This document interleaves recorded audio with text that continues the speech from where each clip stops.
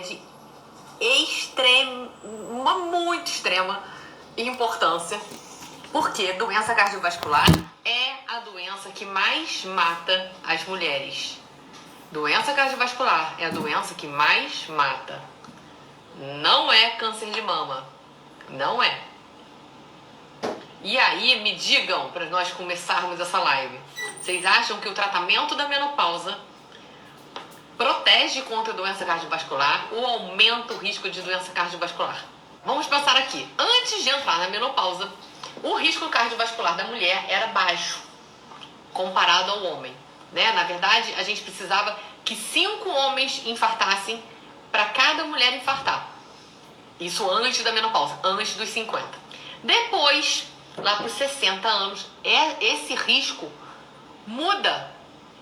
2 mulheres infartam para cada homem. Imagina, era de 5 para 1 no oposto, né? E agora virou 2 para 1 na pós-menopausa, pós 60 anos. Aí o que aconteceu, né? Dessa mulher que antes era super protegida contra doença cardiovascular. E aí, 15 anos depois, pronto, ela tem um risco muito maior do que os homens. O que muda nessa mulher que antes estava protegida de risco cardiovascular e agora ela tem um aumento comparado com o risco cardiovascular masculino? Essa mulher, nesses 15 anos aí, pós-menopausa, depois de menopausa, ela fez o quê? Ela mudou de planeta. Ela mudou, todas as mulheres mudaram completamente a alimentação nesses 15 anos. O que aconteceu? O único fenômeno que acontece nesse período, que acontece com todas as mulheres, para justificar esse aumento do risco cardiovascular, é a querida menopausa. Então, a partir do momento que a gente entra na menopausa, o nosso risco cardiovascular muda. E aí eu vou dizer uma coisa além disso, bem além. A partir do momento que a gente entra no climatério, o nosso risco cardiovascular muda. Tá? Então, o risco cardiovascular altera com a chegada da menopausa se e apenas se você optar por não tratar a menopausa. Ok? Entenderam? Então, eu até peguei uns estudos aqui que eu uso bastante nas minhas aulas para poder direcionar a gente, para a gente poder entender. Mas por que essa história acontece no climatério? Foi visto que pessoas que mantêm ciclos longos, ou seja, essas pessoas que não menstruam, ficam 3 meses sem menstruar, essa história do climatério, né? Passa 2 meses sem menstruar, 3 meses sem menstruar, 4 meses sem menstruar, aí menstrua, aí fica 2 meses. Essas pessoas apresentam risco cardiovascular mais alto. Além de, ciclos longos estão associados a riscos de doenças crônicas, como osteoporose, câncer de mama e doença cardiovascular. Tá? Tô olhando aqui o estudo junto com vocês. Eu fui pegar e falei, gente, o que eu vou trazer de novidades, né? E como eu fiz essa busca há pouco tempo por conta da aula, eu trouxe. Então, são ciclos menstruais longos considerados quanto? Maior que 40 dias. Você fica mais 40 dias sem menstruar no climatério, você aumenta o risco cardiovascular de todas essas coisas. E isso acontece, olha só, alongamento do ciclo menstrual começa em média 7 anos e meio antes da menopausa, com maior aumento 4 anos da menopausa. Então você está perdendo a oportunidade de tratar, de diminuir o seu risco cardiovascular de 7 a 4 anos antes da menopausa. E aí tem gente que ainda espera 1 ano depois da menopausa para começar a tratar. Ou seja, é de 5 a 8 anos de perda de proteção cardiovascular que você pode adquirir nessa fase. E vocês não estão sabendo de nada disso que está acontecendo.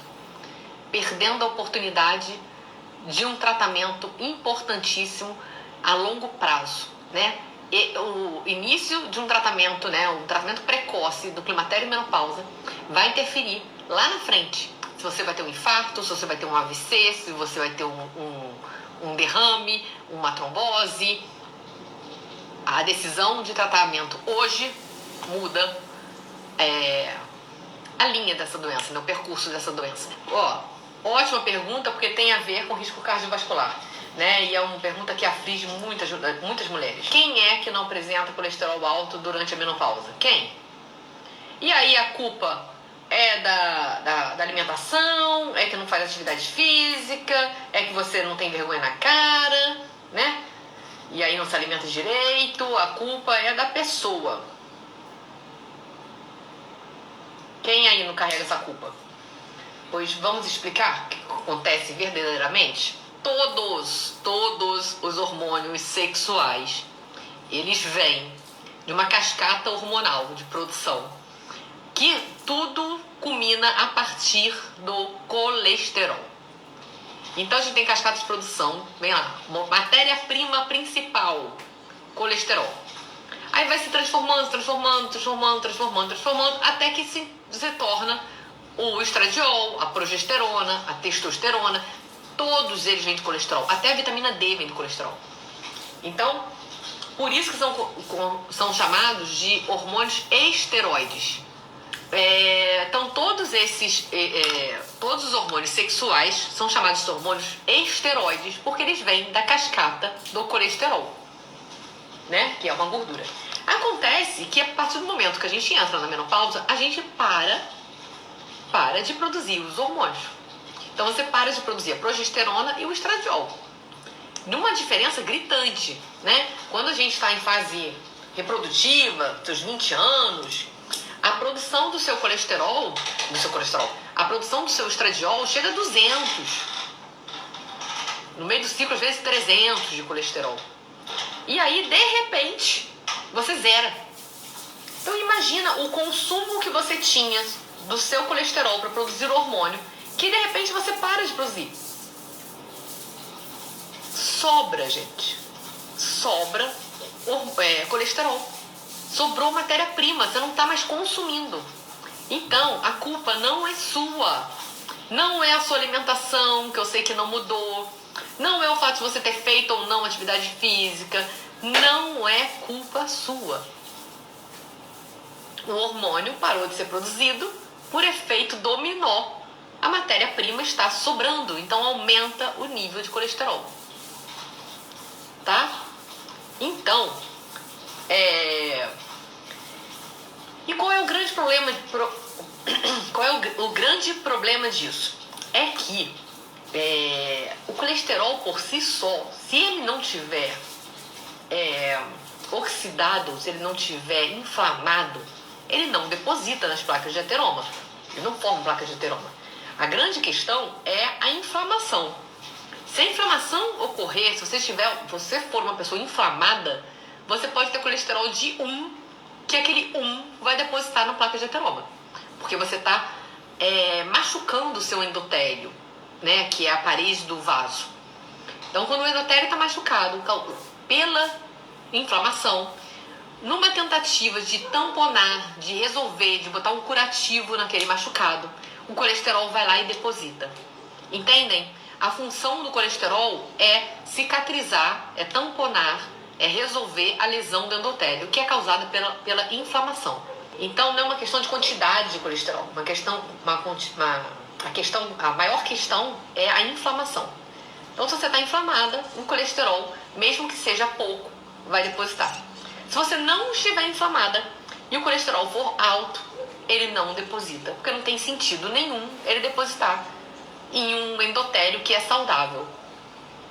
A grande questão é a gente não ficar inflamada, tá? Então, tem muitas pessoas hoje em dia infartam com colesterol normal, inclusive é o mais frequente. Porque estão usando estatinas, estão resolvendo toda a questão do colesterol, mas não param para olhar o processo inflamatório que existe naquele corpo. E aí, o colesterol mesmo sendo pequeno, ele vai criar placa de ateroma, sim. Porque quem estimula a criação de placa de ateroma é a inflamação e não o colesterol propriamente dito. Tá? Não estou falando aqui para ninguém deixar de usar a sua estatina. Não estou falando, tá bom? Não coloquem palavra na minha boca. Eu estou dizendo que o problema não é só esse. A gente tem que desinflamar, porque senão você pode tomar 1 kg de estatina e mesmo assim ocorre o depósito de gordura na placa. Certo? E menopausa é um processo inflamatório se você deixar correr solto, vamos dizer assim. Se você não fizer por nada, se você não fizer por onde, a menopausa aumenta o processo inflamatório. Aumenta o depósito de gordura, aumenta SHBG, aumenta a insulina, ganho de peso, citocinas inflamatórias, inflamação, depósito de placa de ateroma. Culminando ainda com colesterol que já aumenta por si só. É uma verdadeira bomba relógio em relação a risco cardiovascular. Não é à toa que a mulher, antes de entrar na menopausa, estava protegida contra risco cardiovascular devido ao fator protetor gigante que o nosso estradiol nos oferece.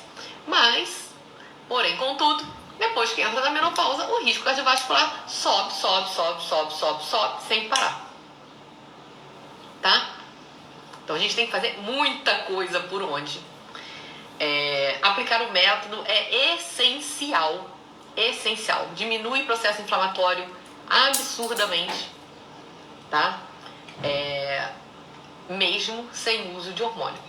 Abri aqui a outra pergunta, ó. Não sei se tem relação, mas quem já operou varizes pode ter problema na menopausa? Não tem. Não tem, esquece isso. Varizes não é contraindicação, não tem nada a ver. Eu queria achar uma pergunta, mas aí ninguém fez ainda, então vou responder por mim. É o seguinte, questão da insônia. Insônia, risco cardiovascular, menopausa, tá tudo ligado. Antes dessa pergunta aqui tá batendo direto, né? Como eu sei que estou inflamada? Todo mundo tá perguntando isso. Vários indícios de inflamação. Primeiro tem os exames laboratoriais mesmo. Você pode comprovar por A mais B que você está inflamada. Então, como? Proteína C reativa, avalia inflamação. Ferritina, avalia inflamação. VHS, avalia inflamação. TNF-alfa, interleucinas, o próprio SHBG, o nível de FSH alto também inflama. Isso sim. Então, vários exames são marcadores de inflamação. Outras coisas, se você tem uma doença descontrolada, né? Se é diabética, né? A hemoglobina glicada tá alta, tá te inflamando. Se você tem tiroidite Hashimoto, tá te inflamando. Se você tem um intestino que não funciona direito, você é inflamada com certeza. Então, vou ao banheiro dia sim, dia não, vou ao banheiro a cada 2 dias, tá inflamada. Homocisteína, muito bem lembrado, outro marcador de inflamação, importantíssimo, inclusive. Então, outra coisa, inchaço. Aquela pessoa que acorda com aquela cara inchada, tem o tempo inteiro com o pé inchado, inchaço, retenção líquida. Marcador de inflamação. Tava olhando, a pessoa tem cara de inflamada. Pessoa que não dorme, insônia, está inflamada. Tá? Então temos vários marcadores.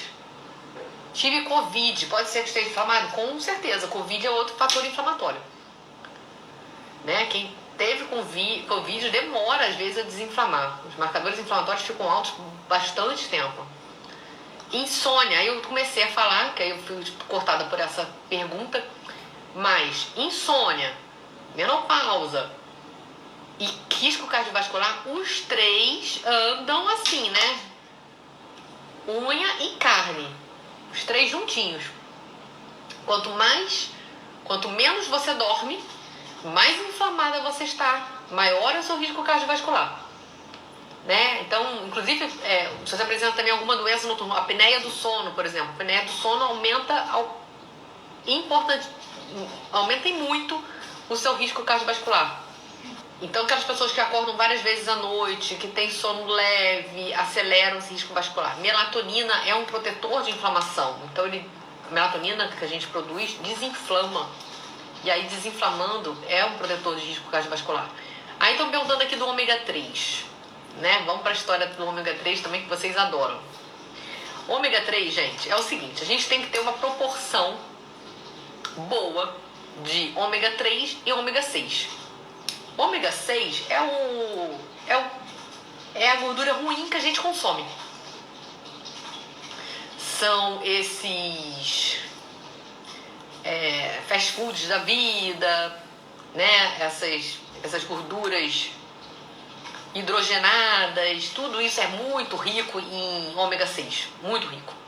E aí, a gente consome pouco ômega 3. O ômega 3 é uma coisa assim, difícil da gente consumir, né? Pra gente consumir isso, por exemplo, num peixe. Aí tem que ser aquele peixe do mar, profundo, o verdadeiro. Não é peixe de cativeiro. Peixe que é tratado no cativeiro, ele, tamanho o estresse que ele vive preso ali dentro, ele consome o próprio ômega 3. Então, quando você come um peixe que vem das plantações aí, desses cativeiros aí, desses tratamentos que produzem peixe adoidado, não serve. Ele tá, se bobear, ele já tem até ômega 6 para você ingerir ali à vontade. Mas o ômega 3 ele já consumiu devido ao estresse intenso que ele vive. Então não adianta. Teria que ser um peixe de verdade, né? Um salmão colhido lá no, sei lá onde, nas águas profundas do mar, não sei o que lá. Ele vai estar com ômega 3, vai ter vitamina D, mas peixe de cativeiro não. E aí, o que acontece? A gente fica com essa proporção de ômega 6 e ômega 3 muito ruim. Muito ruim, sempre com mais ômega 6. Pessoal, não deixa de ser uma plantação, sempre com mais ômega 6 do que 3, e isso inflama. Então, dependendo da sua dieta, a proporção que você precisa tomar de ômega 3 é muito maior. Então, tem gente que tem que tomar, 10 comprimidos de ômega 3. É assim, 5 comprimidos de ômega 3, 8 comprimidos de ômega 3, isso varia. Varia de acordo com a dieta, varia de acordo com a sua inflamação. Mas é sim um protetor cardiovascular, ajuda nessa proteção. Mas não, tem gente que compra, não consigo entender isso, compra ômega 3, 6 e 9. Eu falo, gente, a pessoa paga para consumir ômega 3, ômega 6, quer dizer, não faz sentido. Então pensem direitinho o que vocês estão comprando, que também se comprar suplemento sem orientação nenhuma é muito ruim, né? Sem entender o que você está consumindo, não chega em lugar nenhum. Eu amo tilápia, a maioria são criados em viveiros aqui. E agora, doutor? Agora nada, Você só não vai acreditar que você está consumindo ômega 3 porque você gosta de tilápia. Você está consumindo só tilápia. Ok. Tá? Não vai na ilusão. Eu como peixe, eu tô com muito ômega 3. Não tá. Tá? E tem que olhar o ômega 3, gente.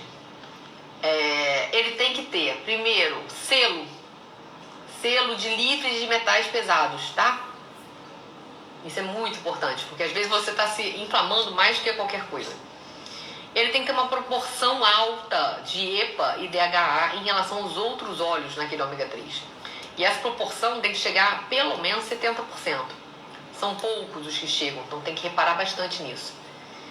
Ele não pode congelar. Se você botar no freezer, ela não pode congelar. Ele não pode dar aquele gosto de peixe durante o dia. Não pode acontecer isso.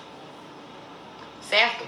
Então, para um ômega 3 ser bom, pelo menos essas coisas ele tem que ter, respeitar.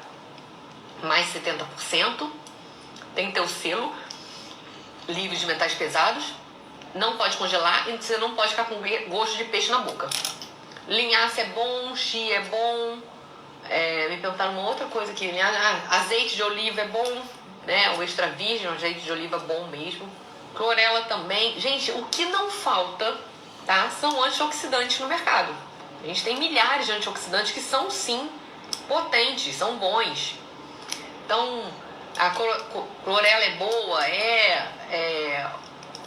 o resveratrol é bom como antioxidante, é ótimo. Tem vários.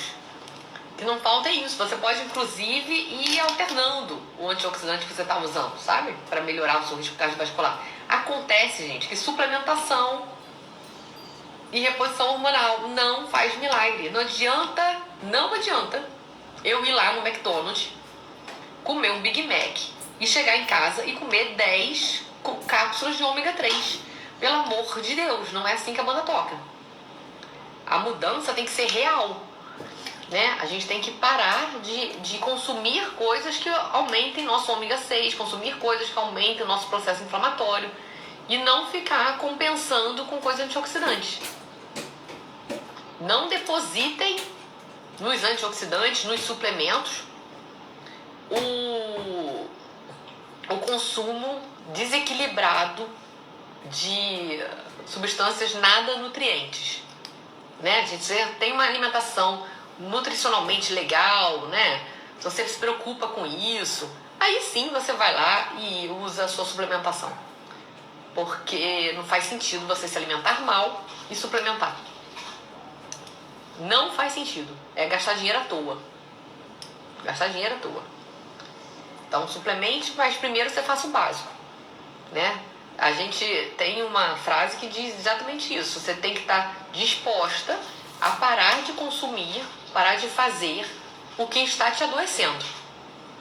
Para depois você pensar num tratamento, numa prevenção. Se você não estiver disposta a mudar de comportamento, a parar de adoecer, a parar de consumir coisas que te fazem mal, não faz sentido nenhum suplementar. Não vejo lógica nisso. Chocolate é muito inflamatório. Cadê que perguntou aqui? Sou chocolatra. Sim, somos. Aí o que a gente tem que fazer? Primeiro, tentar se controlar, né? Tentar se controlar. Não tem como a gente viver como se não houvesse amanhã. Ah, eu sou chocolatra, então eu me permito. Não, não pode. Outra, passar para chocolate 70%. Né? Tem chocolates ótimos no mercado que ajudam nessa transição, né? O da Copenhagen é maravilhoso, o chocolate 70%. Do Brasil, o cacau também. Vamos evoluindo. Se você não está adaptada a chocolate amargo, vai aumentando aos poucos. Não precisa começar com 70, passa para 40, né? Que já deveria ser o básico, né? Menos que 40 é o cúmulo, né? Nem se chamar chocolate. Mas passa para 40, 50, 60, vai aumentando. Olha lá, eu amo. Depois que você passa, você não consegue. Exatamente. Depois que você acostuma com o chocolate amargo, o chocolate ao leite mesmo não fica tão bom. Né? Fica assim doce demais, né? Fica estranho. Chocolate 82% pode. Doutor Ozônio ajuda na menopausa? Aluna turma 10. Nina, ajuda? Eu fiz até uma live aqui com o meu professor de ozônio, gosto muito, uma live foi super legal. Ah, não tá na minha página, né? Ficou na página dele. Suplementar continuamente. Eu gosto, mas não precisa ser sempre os mesmos suplementos, entendeu? A gente pode ir variando. É muito legal. Então, cada hora você pode fazer um antioxidante diferente. Uma hora você pode fazer por exemplo, resveratrol. Na outra, óleo de crio. Crio também é ótimo. Então você pode ir alternando os seus suplementos, não precisa fazer sempre o mesmo. Por que tanta dor nos seios nessa fase? Quando inicia uma reposição hormonal, é isso que você está perguntando? Acontece, às vezes quando a gente está muito tempo sem hormônio nenhum e passa a ter hormônio, nos primeiros 10, 15 dias, pode acontecer sim de uma mama dolorida, como se estivesse uma TPM ou como se estivesse no início de uma gestação, mas depois passa, tá? É só no início, é só uma adaptação. Principalmente se você mantiver de forma constante as mesmas dosagens hormonais, você não vai ficar sentindo esses altos e baixos, não. Ok? Fazendo jejum consigo desinflamar é uma das melhores estratégias, tipo assim, a curto prazo para a desinflamação. O detox que o jejum faz melhora muito o processo inflamatório. Mas não adianta quando você sair do jejum você comer coisa que inflama. Aí volta a inflamar tudo de novo e aí a gente não tem benefício a longo prazo. É isso, curtam bastante, aproveitem o Ressignifique.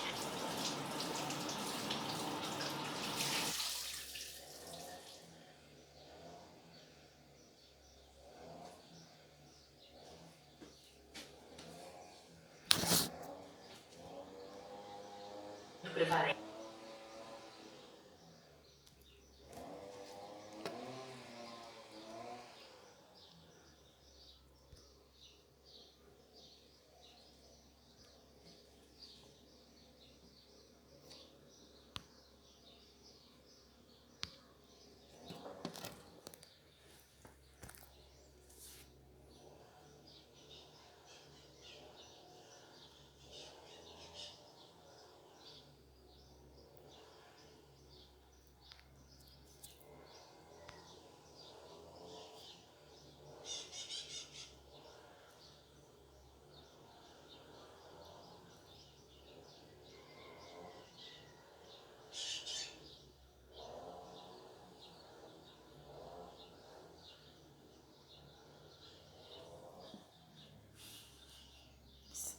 Ah, parece que não gravou nada.